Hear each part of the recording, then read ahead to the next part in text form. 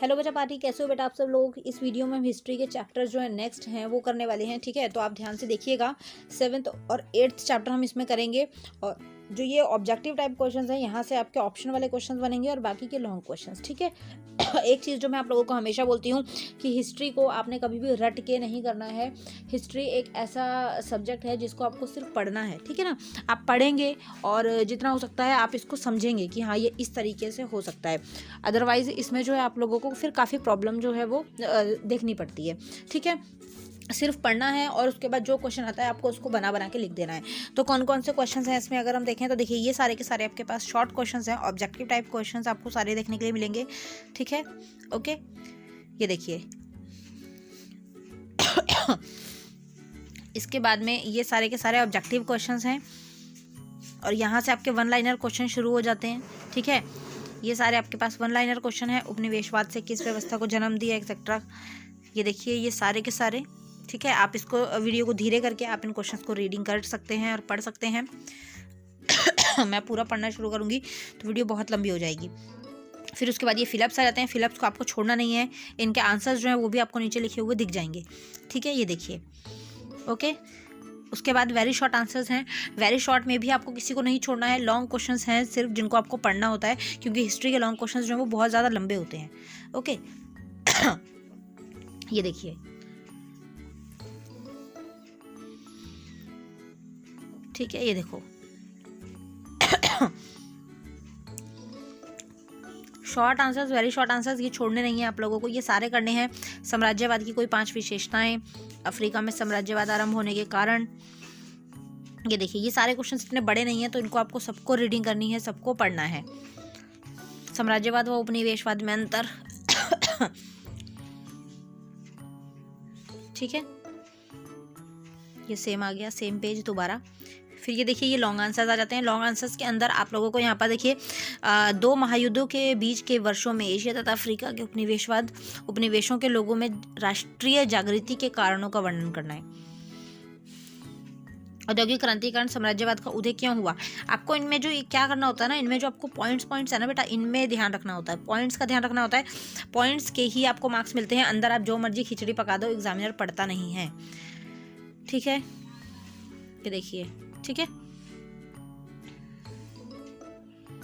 Africa में साम्राज्यवाद के विकास की किन किन देशों ने भाग लिया। देशों के नाम याद करो और उसके अंदर का आप जो मर्जी लिख दो बना के, कोई भी इतना ज़्यादा मैटर नहीं करता है, ठीक है। बस 1-2 का डेट्स लिख दोगे तो उससे इंप्रेशन थोड़ा सा अच्छा बन जाता है। ये देखिए, ठीक है। उसके बाद में ये क्वेश्चन आ जाता है, ये लॉन्ग क्वेश्चंस हैं। फिर ये मैप आ जाता है जो आपको एग्जाम टाइम पे मैं करवा दूंगी। नेक्स्ट 8th चैप्टर, भारत में ब्रिटिश उपनिवेशवाद विरोधी आंदोलन। ये भी सारे आपके पास शॉर्ट ऑब्जेक्टिव वाले आंसर्स हैं। ये देखिए, ठीक है। फिर उसके बाद ये वन लाइनर रहते हैं। भारत किस प्रकार का देश कहलाता है। 1857 विद्रोह कब और कहाँ से शुरू हुआ था।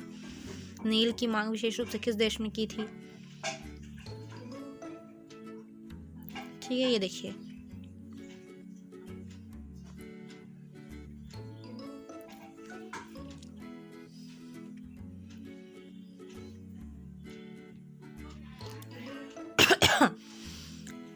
ठीक है। ये आपके पास वेरी शॉर्ट हो गया। नील विद्रोह क्या था। कुका आंदोलन का नाम कुका किस प्रकार पड़ा।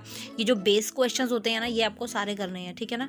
बिरसा मुंडा आंदोलन के बारे में बताना है। मतलब इनके बारे में आप पढ़ लीजिए, उसके बाद आप आराम से इसके बारे में बना बना के लिख सकते हैं, कोई प्रॉब्लम नहीं आएगी।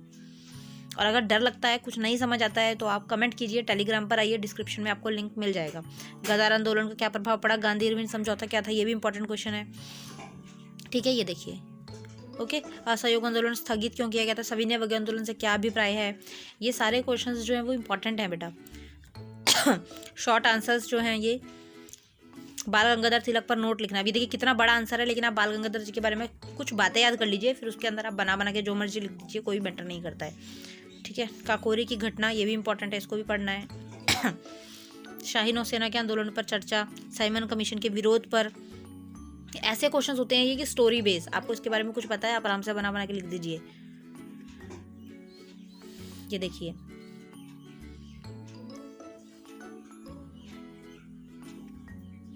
ये देखिए ये है स्वतंत्रता आंदोलन में भगत सिंह, राजगुरु, सुखदेव का क्या योगदान था। उनके बारे में आपको थोड़ी सी बातें लिखनी है और क्या योगदान था वो लिखना है। ये देखिए कामाटा, अच्छा हाँ, ये कामागाटा मारू घटना क्यों हुई थी इसके बारे में लिखना है आपको। इस घटना के बारे में इंटरेस्टिंग है, इसको पढ़ लीजिएगा थोड़ा सा, ठीक है। फिर लॉन्ग आंसर्स, कुका आंदोलन थोड़ा बड़ा है देखने में, लेकिन डरना नहीं है देखने से, ठीक है। आपको बना बना के ही लिखना है सारा। राष्ट्रीय आंदोलन में महात्मा गांधी की भूमिका, ये देखिए ये पूरा हो गया। 1857 की क्रांति किन कारणों से हुई थी, ये भी 1857 की क्रांति वाला क्वेश्चन भी इंपॉर्टेंट है। आजाद हिंद फौज की स्वतंत्रता आंदोलन की क्या भूमिका थी,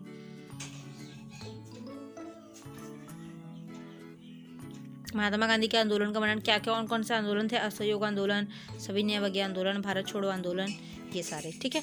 तो इस तरीके से आप इनको पढ़ लीजिएगा। और हिस्ट्री से डरना नहीं है, सिर्फ बना बना के लिखना होता है, तो एक बार आपको रीड आउट करना है बस, ठीक है ना। बाकी नेक्स्ट वीडियो में नेक्स्ट चैप्टर के साथ जल्दी मिलेंगे। Thank you so much, bye bye.